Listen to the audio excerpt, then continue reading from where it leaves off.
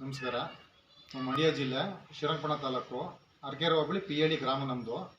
ನಮ್ಮ ಹೆಸರು ಬಂದು ನಟರಾಜು ಅಂತೇಳಿ.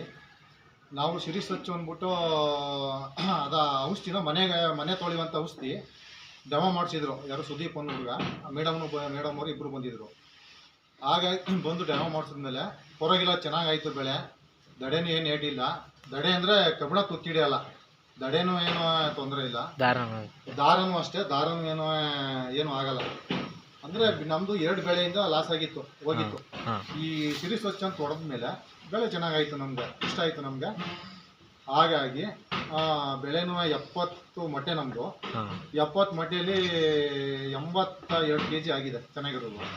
5 kg ಗಂಟ್ಲು ಗೂಡು, ಒಂದು 5 kg ಯಾವುದು ಆಕ್ಲಿ ಕೂಡ ಆಯಿತು, ಚೆನ್ನಾಗಾಯಿತು. ಹಾಗಾಗಿ ನಮಗೂ ಖುಷಿ ಆಯಿತು. ರೇಟ್ ಎಷ್ಟು ಹೋಯ್ತಣ್ಣ?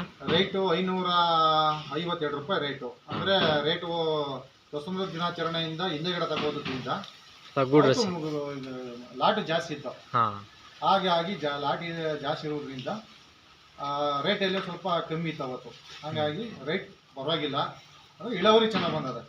70ಕ್ಕೆ 82 kg.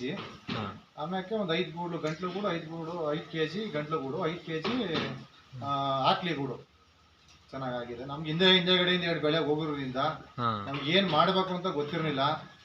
ಹಾಗಾಗಿ ಮನೆ ಕ್ಲೀನ್ ಇದ್ದರೆ ಮರಿಗೆ ಏಟಿಲ್ಲ ಅಂತ ಹೇಳ್ತಿದ್ರು.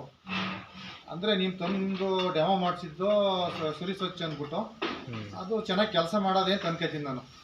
ತೊಂದರೆ ಏನಿಲ್ಲ. ಚೆನ್ನಾಗೈತೆ. ಸರಿ. ಸರಿ.